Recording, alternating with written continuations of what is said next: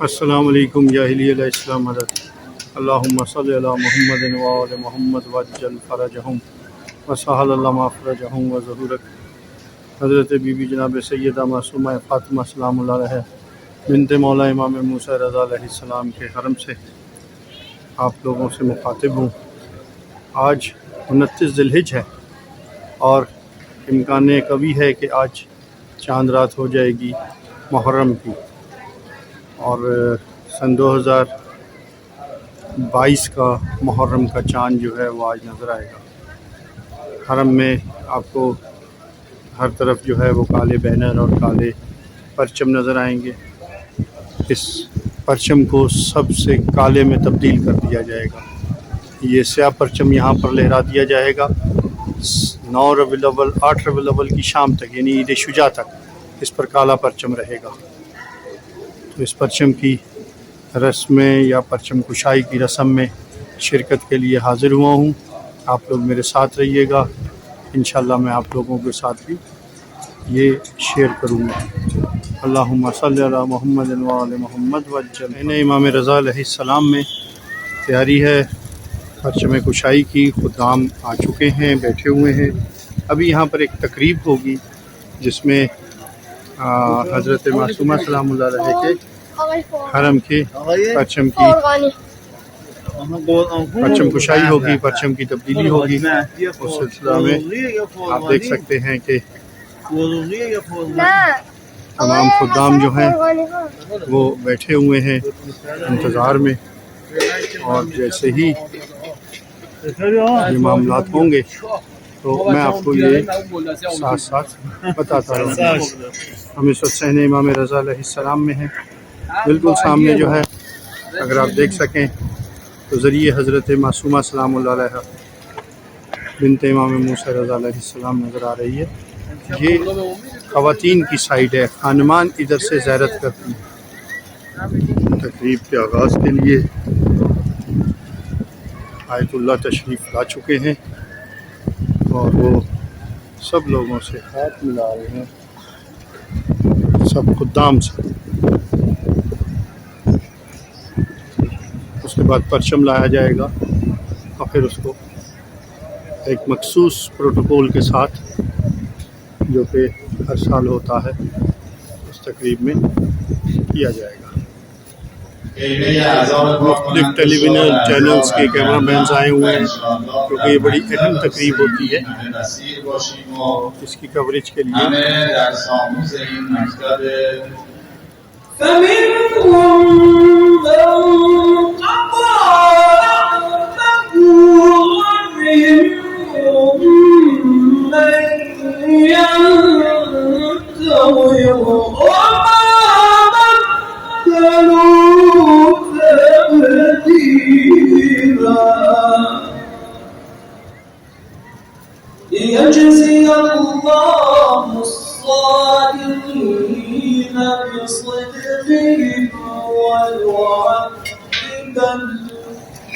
तलावत के बाद ये हरम के मुदीर हैं जो इस वक्त जो है खिताब फरमा रहे हैं इस तकरीब से, और इंशाअल्लाह जैसे ये तकरीब ख़त्म होगी मैं पाकिस्तान में सब लोगों को ये शेयर करूँगा इंशाअल्लाह।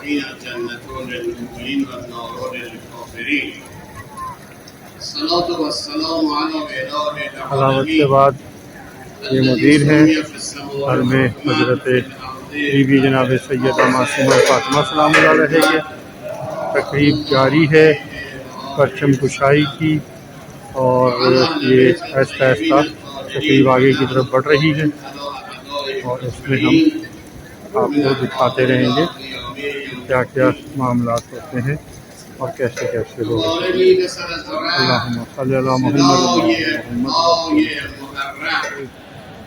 वो लोग जो बाकायदा तौर पर यहाँ पे तैनात हैं और वो तमाम लोग यहाँ पर आते हैं और जानते हैं इसमें से हर मल की पूनी दी जाती है, और ये लोग जो हैं आकर अपनी अपनी जगह संभाल रहे हैं।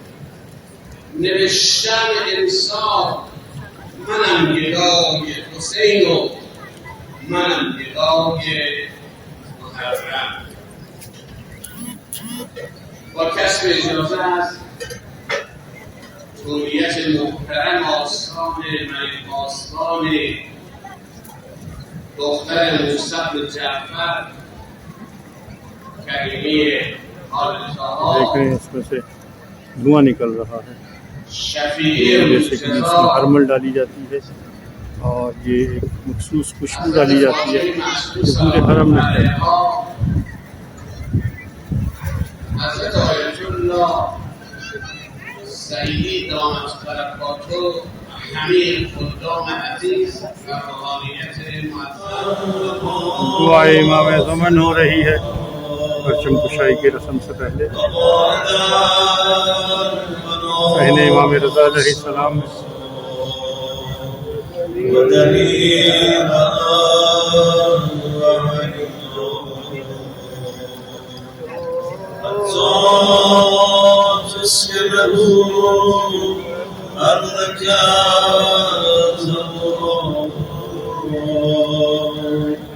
وتمتعه فيها يا صاحب الزمان يا صاحب الزمان هر کجا این حرم نشستیم غروب جمعه صاحب اذان صدا بزن خورشید بود شب صباحی قنات عشق این چشم را ولی غم تو زنده می کنم زنده می کنم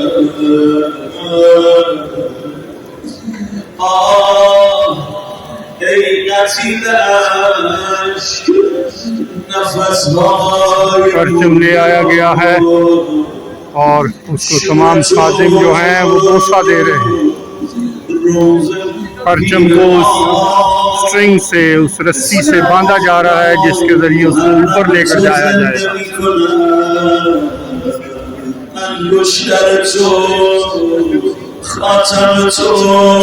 रात ऊपर पहुंच चुका है और ये खुदाम है जिसको यहाँ से ऊपर लेकर जाएंगे। नीचे बांध दिया गया है और अब किसी भी लम्हे आप देखेंगे उस परचम को फिजा में ऊपर की तरफ खींचा जाएगा। ये देखिए परचम बुलंद कर दिया गया है या हुसैन के नाम से ऊपर लेकर जाया जा रहा है।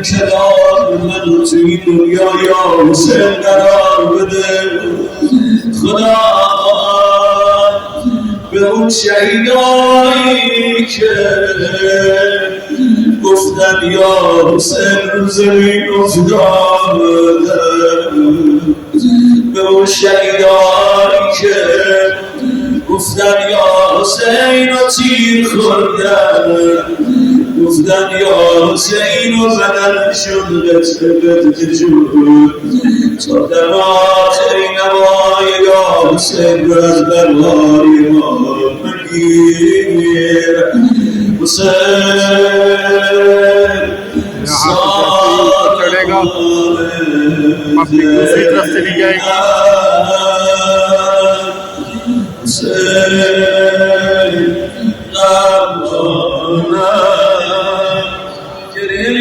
او پریشان کرد گریبان شاکی داد لطمه صورت میدن اما تا دست عبدالله و سینش آمد آرام شد بهش و زینبم آرام باش خواهرم صبر کن زینبم آرام شد آرام دلم عبدالله زینب آرام دل زینب حسین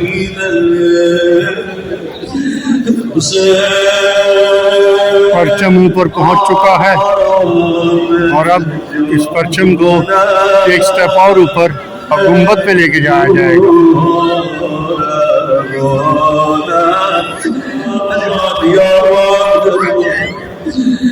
گفتن عاقبت دلش آب هم نخورد گفتن مانده بود سرش زیر آفتاب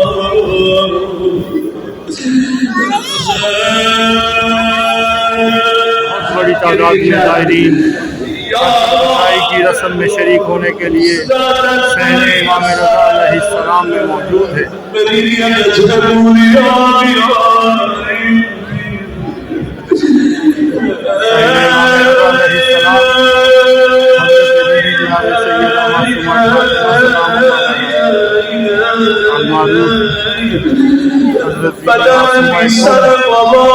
हरम का सबसे बड़ा सहन है। بدن میخواست مدینه سرمون به کمکتون کنیم فرمود لازم نیست کسانی مواز परचम उतारा जा रहा है, کمک میکنن सब परचम उतारा जा रहा है। بدن میسر رو داخل نم उतार रहे हैं। اما دیدن حضرت از لب بیرون نمیاد آمده این بگم آمدن بالای لب نگاه کردن دیدن حضرت لبان گذاشته به حضور مریده بابا और अब इसकी जगह 2 महीने 10 दिन के लिए क्या परचम लगा दिया जाएगा।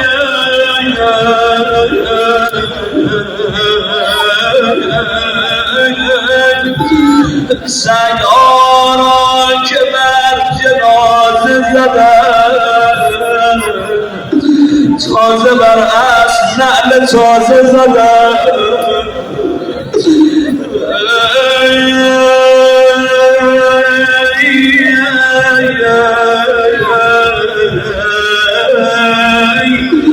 خاک روی بدن ریخت روی قبر موشان جملاتی روی قبر ننوشی قبر کسی که سر در بدن ندارد ننوشی قبر کسی که بدنش در دوریان پیشیده شد زیر صبح اسمان از چی نوشی نوشی آقا ابن الحسین ابن علی ابن ابی طالب الذي قتلوه أجشانا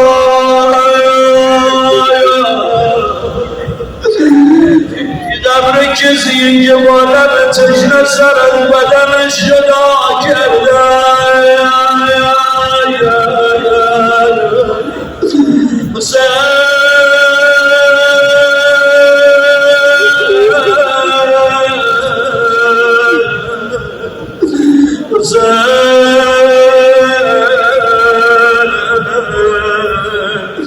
لب تشنه سر بریدن سلطان کربلا ای کاش تشنگیش یه تشنگی عادی بود اما نوشتن اونقدر تشنه بود جگرش میسوخت آخرین آثار و بالاترین آثار تشنگی روی دید چشمه نوشتن حضرت لحظات آخر جلو چشمش رو سیاهی میدید دور میدید آی پسر ای صدا میزد آسونی شربتم من انجاز شاید بالاترین مصیبت کربلا بینه اون دخترم مورد خطاب شما شیعه و دلسوزه هستید یا حضرت معصوم اون دخترم به شیعیانم بگو لیتکم فی عاشورا جمیعا تنظرون کاش روز عاشورا بودید کجا کنار نهر آدمه کنار بدن باید یک برنر تو بغداد لطفگاه نه پس خدا آماده این بگه کیف از تصویر تبلیغ ای کاش میگفتن آبش نمیدیم برش کردم اما مردم با تیر زدن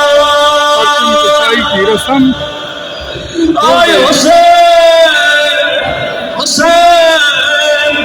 اونقدر مصیبت سنگینه که خدا اومد وسط یه مرتبه دید منادی داره یا حسین یا حسین علی رو به بابا گذار حالا هر کجای این حرم تو خونت نشستی شب اول محرم صدا تو آزاد کن برات سرنای قلب تابدار امام زمان فریاد بزن یا حسین یا حسین یا یا حسین حسین یا یا حسین حسین تازه میخواست بلند بشکفت و باز شد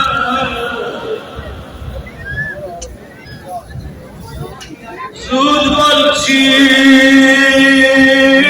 گل مرشید یا هر پر کردی